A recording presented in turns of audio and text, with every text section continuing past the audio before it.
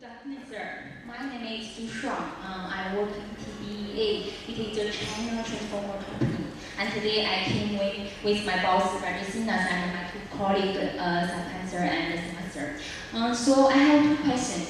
The first question, sir, how do you think China company in India compared to so much US company and European company? There are some disadvantage or some advantage. If you know, you can tell us properly from your heart, because today we are free talk.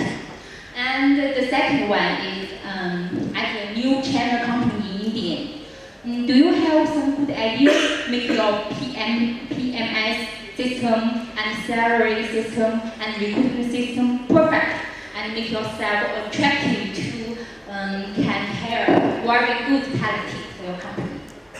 Thank you. This question, the people process you per se, is dependent on the organization culture, and it largely depends on the country that we are operating. So there is always a cultural context to organizations per se, and that's the key difference that even an Indian context will have vis-a-vis a European context or a US context. For here, if I meet someone, I smile, we understand about what we are smiling, but in US, no one will be able to understand. That's the difference between a high context and a low context culture first. So George Hofstede, the way he has defined, makes it very important, and that's where companies which are operating in multiple geographies or multiple culture needs to be very sensitive to the cultural nuances, how we are assimilating aspects, and that's where documentation comes into picture, that you put it everything on either an email or a system, what is the expectation and how you are reviewing individuals from time to time. I would like to law the land. Keep an open eyes, keep an open heart, and try to learn as much as you can. Because finally, PMS also represents culture of the company. Okay, thank you, sir. Any other questions? It is allowed by all dignitaries.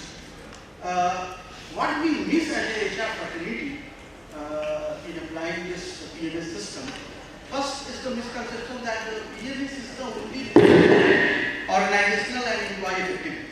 This is the misconception which we have to delete from our mind. The second misconception and the second thing which we miss is actually the major three role of any PMS system in any organization is to bring effectiveness through alignment. The second thing is to differentiate and reward high performance. And third thing which we miss actually, that the third most objective of performance management system is to bring healthy competition within the organization. Where I think the all HR fraternity and business and functional leader actually miss. The second point I want to. I think you have made 3 points. 3 points. No, this is the one part. Okay. Another part is that we used to apply PMS system to all group of employees in same and similar fashion. Suppose in an industry where certainty of process or certainty of outcome is vague. Let us talk about ISRO or NASA, where the certainty of process is well defined, but you do not know the outcome till your rocket is launched with certain orbital velocity into a certain orbit. So in that context, how you are going to redesign your PMS is a great challenge for all HR fraternity and of course business and functional also. This is my point of view. Thank you. I think So, what I see right now, HR fraternity is lacking of ethics, certain levels, which all my colleagues will be seeing at their level. So, what is the solution to that? question is to panel. Yes, you too, panel and you.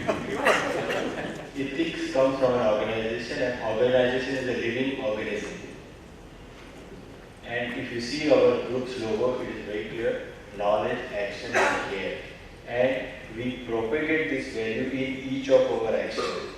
So you need to generate an entire process, structured process of communicating, implementing, monitoring, and reviewing it from time to time. Ethics in a business, ethics in a day-to-day work does not come just like that. You need to practice it in totality. I hope I have clarified your point. This is a connection to performance management system? Openness, transparency, giving feedback, giving example to improve, that itself is the ethics. Any other point, Mr. DOB, want to add? I think as a business, as a business owner, I assume I'm not qualified to answer that question. No, you can qualify because you are the owner. Okay, so went into the ethics very seriously actually. Owners have only one thing. Okay. Now, two sides to it. One, performance management system is not for having employee competition within, for which please organize 100-meter race. Don't use performance management system for that. It's for a collective success of the organization, and that's the performance philosophy we are going to drive. And I agree, whatever the performance philosophy says, it needs to have objectivity as far as possible. It needs to differentiate people. It needs to reward people. Please ensure it is, it is facilitated in that manner. That's what I think even I try to do in my organization. And that to me is ethical standard. Do ask the right questions to the line manager if you feel that you are asking him to ask right questions. I'm just mentioning. So we need to actually, as HR, we need to ask the right questions to our line managers, that why a particular individual is above someone else in terms of rating. What special the individual has done. For that, we need to understand number of business. Most importantly, we need to understand how a performance management system needs to deliver. So, largely what you're saying, ask your conscience. Completely. Touch your heart and think, have I done anything wrong? Every political party says that they are ethically very strong. So let us not practice that ethics, okay? Thank you. Last question. The last question, please. No statement, question, please. Used for textile industry. Performance management techniques used for textile industry. For textile industry. Yeah, so imperative was obviously always focus on a bottom line and top line, bottom and top line of organization, and also how efficiently you have utilized your production capacity. So broadly you track these three aspects in an industry like that. Unless you bring in the parameters to develop people and what kind of talent or succession pipeline you have. So thank you very much for patient listening, and I thank all the panelists for giving their inputs. Thank you very much.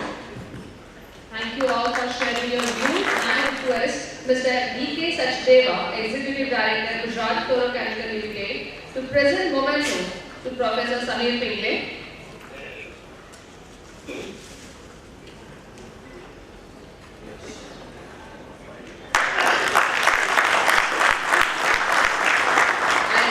Mr. Y.S.D. Pawar, Group Head IR, LLB Group of Companies, to present memento to Mr. Mandel. I request Mr. Yogesh Dubey, Head HR, GR Pharma Systems, to please present memento to Mr. Sumit Niogi.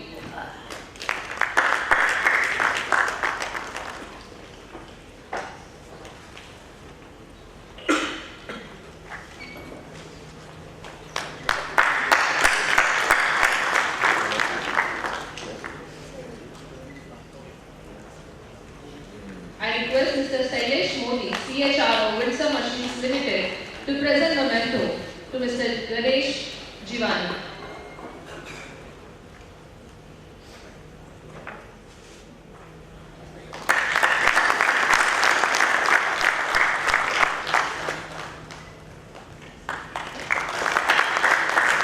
Having a small comfort break of 15 minutes.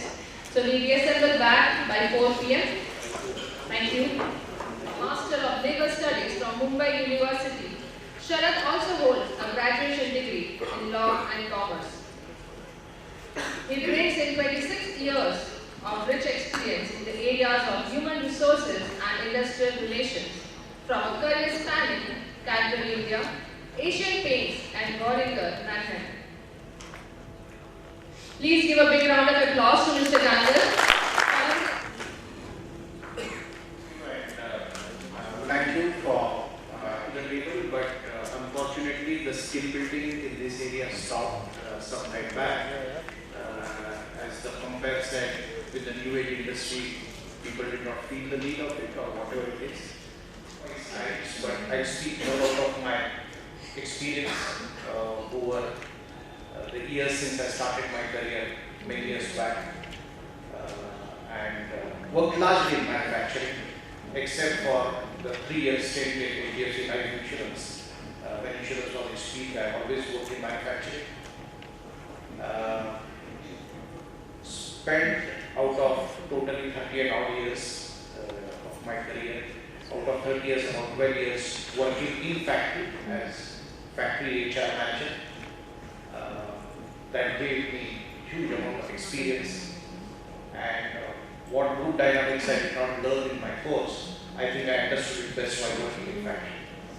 That is what factories teach you, that is what factories bring in humility into you. And as one of the earlier speakers said, if there is one ethical indicator of for HR professionals, I think humility stands out.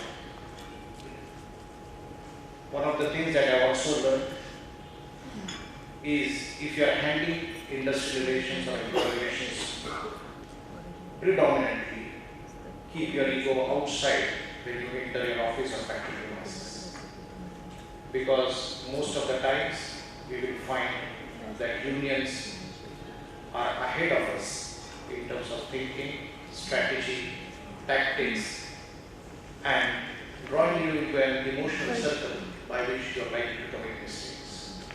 Therefore, in the performance management discussion which happened in the previous session, there was discussion around subjective and objectivity. One of the lessons I've learned is if you get drawn into emotions, you are likely to commit a mistake. And therefore, while we should be compassionate, one should safeguard oneself against drawing into an emotional turmoil. One should also know where passion ends and emotion starts, because we are all passionate about our works. But that passion should not cross the boundary and go into emotions, and that's where many a times I have learned we commit mistakes. That comes out of experience, that comes out of the gray hair.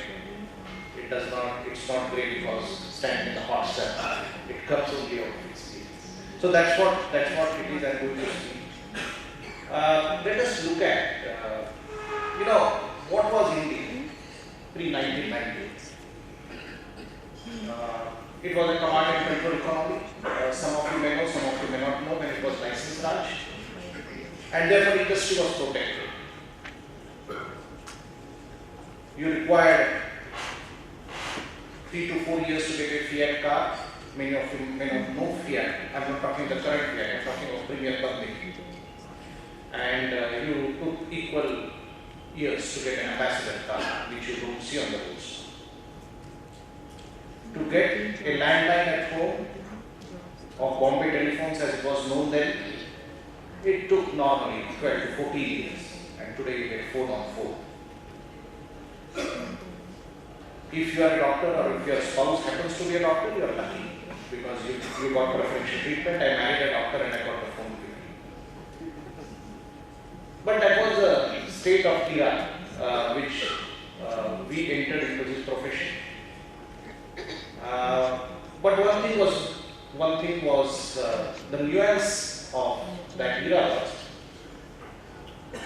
you may lose revenue, but you will never lose market share because there was nobody to snatch your market share, even if there was industry strife in the factory. And therefore it was nice, cozy life. Both needed each other. Union needed management and management needed union. And therefore what happened was you are guaranteed that the consumer or the customer had no option but to buy from you. And therefore, purchasing of peace in the era of 1980 to 1990 was a big phenomenon, was a very common phenomenon. Significance of 1980 is cancellation of currency notes on 500 or 500 and 1000 is being talked about by some people as emergency.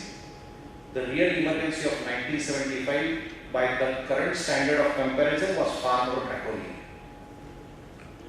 And the trade union rights were curbed at that time, and it was quite natural that once the emergency was lifted and Mrs. Indira Gandhi was unseated from power, the reaction came very strongly. And when she lost power in 1977, the industrial relations in terms of its form of trying to get back what we lost became the dominant feature of employer-employee relations. That was the most turbulent times according to me. I happened to be postgraduating around that time, exactly 1982 to 84.